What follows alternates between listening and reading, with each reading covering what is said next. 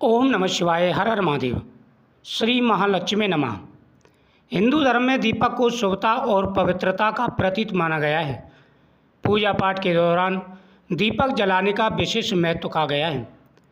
किसी भी पूजा पाठ, व्रत या शुभ कर्म में दीपक जलाना अनिवार्य होता है, क्योंकि इसके बिना पूजा अधूरी मानी जाती है।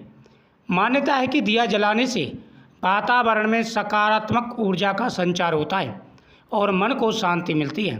साथ ही देवी देवता इससे प्रसन्न होते हैं। हालांकि कई बार ऐसा होता है कि लोग पूजा के बाद दीपक की बुझी हुई बाती को लेकर असमंजस में रहते हैं और उसे कहीं भी फेंक देते हैं।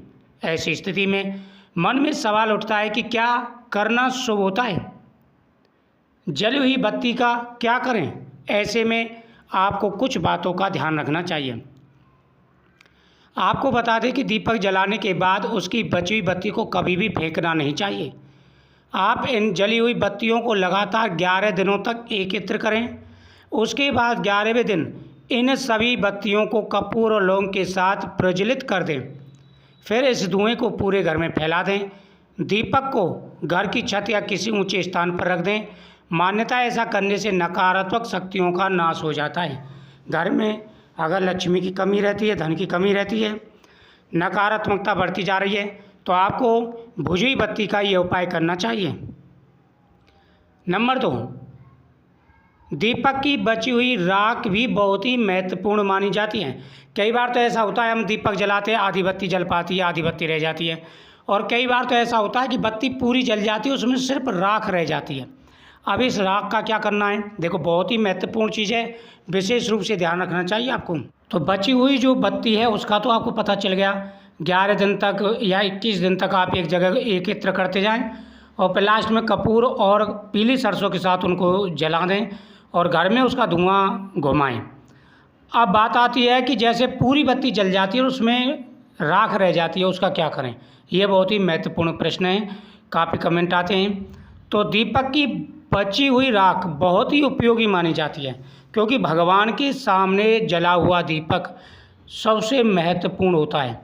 और उसकी जले हुए दीपक की जो बत्ती होती है, बत्ती जो जल जाती है, उसकी राख जो बन जाती है, उसका क्या करना है?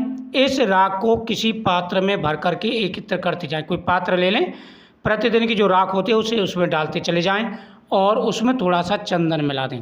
अब ये क्या ऐसी महत्वपूर्ण होती है? इस राख का तिलक करने से व्यक्ति को नज़र दोष, बुरी शक्तियों से मुक्ति मिलती है। यदि घर में किसी छोटे बच्चे को नज़र लग गई हो तो बची हुई इस बत्ती की राख को बच्चे के ऊपर 7 बार उसार के किसी पेड़ पर थोड़ा सा डाल दें। इससे नज़र तुरंत उतर जाती है।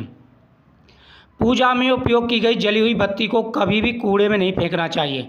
शास्त्रों के अनुसार ऐसा करना अशुभ माना जाता है। इन बत्तियों को किसी बहते हुए पवित्र जल में विसर्जित करना चाहिए। यदि आपके लिए यह संभव ना हो तो आप इन जली हुई बत्तियों को किसी पवित्र स्थान की मिट्टी में रख सकते हैं, लेकिन फेंकना नहीं चाहिए।